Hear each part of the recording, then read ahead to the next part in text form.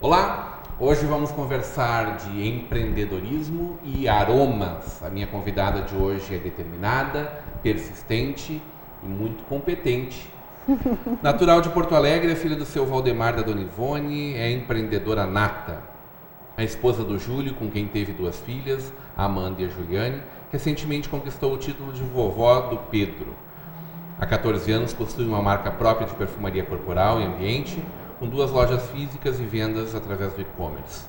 Hoje teremos uma conversa de peso com Ângela Litvinchik Machado. Seja muito bem-vinda, minha amiga Ângela. Muito obrigada. Grande prazer te receber nessa conversa de peso. Hein? Prazer muito grande de estar aqui. Tu sabe por que é conversa de peso? Por que é conversa de peso? Porque é uma conversa importante, uma conversa pela qualidade do seu entrevistado. Exatamente. Nunca pelo tamanho do entrevistador. Ângela, essa tá boa. Empreendedora nata nem tanto, porque demorou um pouquinho a desabrochar, ou como é que foi essa história aí? Não, empreendedora nata não, foi, eu acho... Fui professora há muito tempo, muito, né? Eu amava, adorava, era muito bom. Foi um período muito feliz da minha vida e, na verdade, assim, foi uma necessidade que me fez empreender, né? Meu marido ficou desempregado um período e a gente tinha as crianças ainda pequenas e começamos a nos preocupar porque o dinheiro foi indo e aí ele manifestava, quem sabe a gente coloca alguma coisa, quem sabe a gente coloca alguma coisa. E aí, nessa busca, acabou acontecendo E aí, Rodrigo, aconteceu uma coisa assim, o magistério, ele é uma profissão que ele exige muito, muito de ti, tu tem que estar muito focado nele. E chegou um momento que eu percebi que eu não ia dar conta de ser uma empreendedora competente, né? Ganhar dinheiro com isso. Ter sucesso, né? E continuar atendendo bem, né? E como o magistério é formativo, né? A gente está formando seres humanos que depois vão estar aí na sociedade, estão dividindo espaço. Hoje eu encontro muitos ex-alunos e tenho muito orgulho da maioria deles, né? Eu achei que não cabia mais. Até na época eu me lembro que teve gente que me criticou bastante porque eu trabalhava ali no Pio 12, era um trabalho muito estável, ganhava bem, eram 3 vezes por semana, mas eu optei por deixar, porque eu não ia dar conta bem das 2 coisas. Tu falou que precisa de dedicação, mas a verdade é a forma como tu encara qualquer coisa, né? Tu é muito intensa, eu não te sei, joga de cabeça ou nem vai, né? Muito, às vezes até hoje, com uma maturidade, eu me vejo assim, um pouco teimosa demais, sabe? Às vezes a coisa está mostrando que, né, e a Ângela continua, mas e às vezes até, hoje com a maturidade, às vezes até tem coisas que eu estou evitando, porque eu sei que eu não sei ser comedida, assim, tipo assim, como por exemplo a gente andou conversando de CDL lá, de participar, né? Isso. Eu não consigo ir lá, sentar numa reunião, ficar escutando o que os outros estão falando e já não me envolver, e já não dar ideias, e já não tomar frente, entendeu? É uma coisa que eu sempre... Isso sim, isso é nato, isso eu sempre tive. Eu me lembro que na escola eu sempre era líder de turma, né? Então eu tinha essa coisa assim de liderança, de tomar frente, de querer fazer, e muito pelo social. Sempre gostei muito. Tanto que um período da minha vida eu pensava muito em ser assistente social. Só não continuei porque a minha família toda falava, tu vai morrer de fome, tu vai morrer de fome, tu vai morrer de fome. Talvez tivesse, mas não, tem muitos profissionais que estão aí até hoje. Né, que estão muito bem. Mas na época isso acabou me desmotivando, mas eu sempre fui muito assim de social, de me preocupar, E aí, claro... Isso é personalidade ou tem base familiar que te levou para isso? Assim? Eu acho que é personalidade, porque também tem base familiar. A minha mãe era uma pessoa muito humana, assim, muito humana. Era aquele tipo de pessoa que tu começava a conversar com ela e se tu dissesse, Ivone, eu tô precisando de uma blusa, ela dava um jeito, tirava, sabe? Mas, né, daí aquela história assim, mãe, mas tu vai ficar sem? não, mas depois eu consigo outra. Ela sempre foi assim. Então isso, né, e depois assim, ó, Rodrigo, na minha vida foi surgindo, nunca foi porque se tu me perguntar assim, tua família é super religiosa, não é.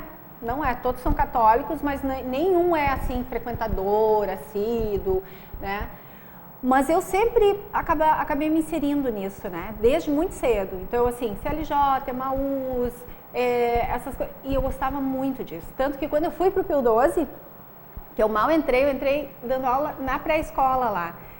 Em seguida, alguém lá da parte religiosa já parece assim, ó, que parece que tem um imã no negócio, entendeu? Daí já fui trabalhar com um grupo de jovens, né? E adorava. Tinha assim uma paixão por aquilo. Aquilo não era trabalho para mim, aquilo era prazer, entendeu? Às vezes passava os finais de semana fora de casa, o Julinho ficava com as crianças, porque eram pequenas ainda. Eu ia com os filhos dos outros para cuidar, eu adorava aquilo, sabe? Mas aí há 16 anos atrás foi outra coisa que te prendeu, né? Sim.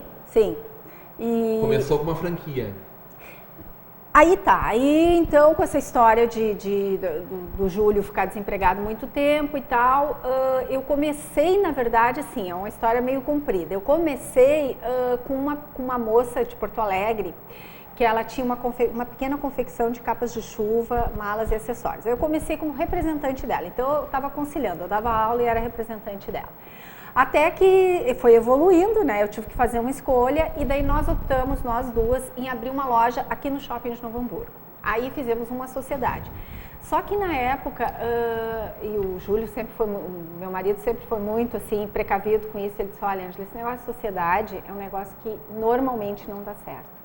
Então é o seguinte, queres abrir a loja com a Thaís? Abre.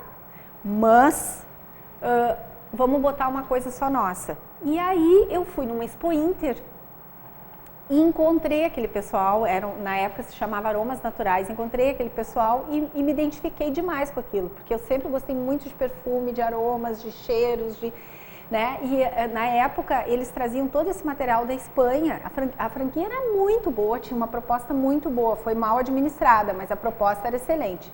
E aí eu disse, então vai ser isso, vai ser a loja, então com a Thaís, e a gente vai começar com uma franquia nossa dos aromas naturais.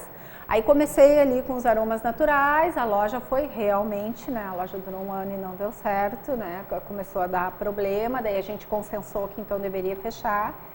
E aí, em seguida, já abrimos um ponto em Caxias, a gente tinha também, no verão a gente colocou operações em Torres, Xangri-Lá, na época, Tramandaí, trabalhamos bastante. Aí a franquia teve um problema. Problema administrativo, foi vendido a marca, na época quem comprou... Isso com 2 anos de operação, mais ou menos. Uns 2 anos.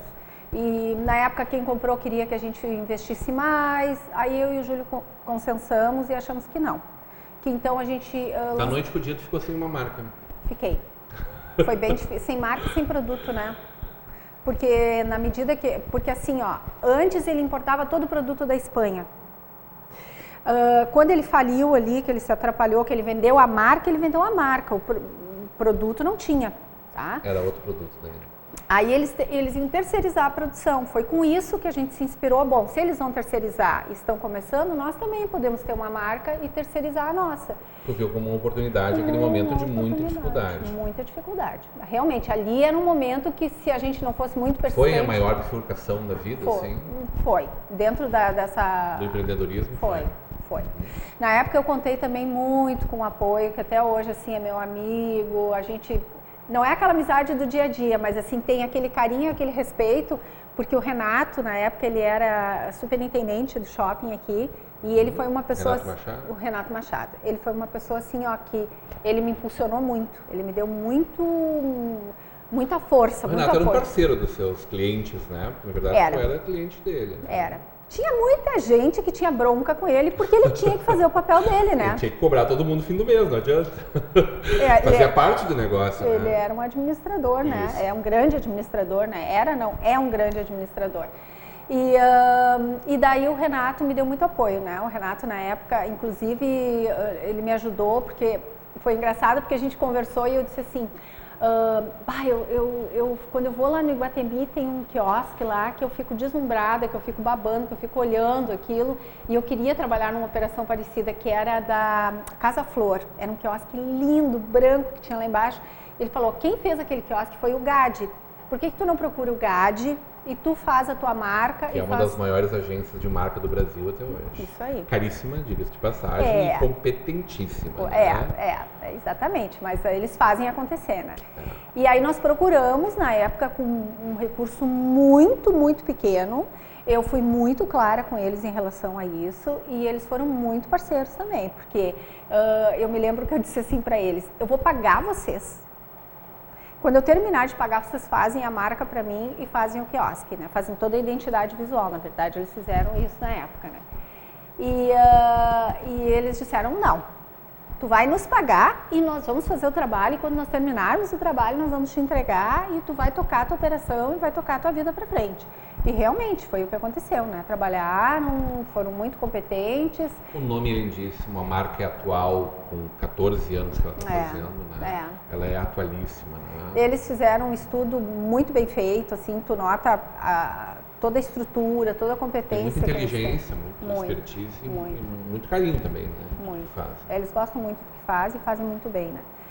Então, então o GAD criou e aí nós começamos com o primeiro ponto aqui em Novo Hamburgo, aí logo a gente, claro, muito inexperiente, muito cru, né? Nossa, né? A gente achou, assim, a gente fazia a coisa muito mais fácil do que realmente ela era, né? Pela ignorância que se tinha em relação a determinada... Mas ali estava muito próximo também de tudo, né? Era uma operação só, né? Mas era uma operação que... Ela, né? De manhã à noite, domingo a domingo. Sim, né? sim. E aí chegou, mas assim, em seguida a gente já chegou à seguinte conclusão, né? Temos que aumentar o faturamento. Porque... Ganhar escala, porque marca própria... Tu tem que, né, comprar uma determinada quantidade, tu não consegue comprar 3, 4 de cada coisa, tu tem que comprar muito de cada coisa e aí temos que aumentar o faturamento para ter a marca própria, sustentar e poder ter produtos próprios, né?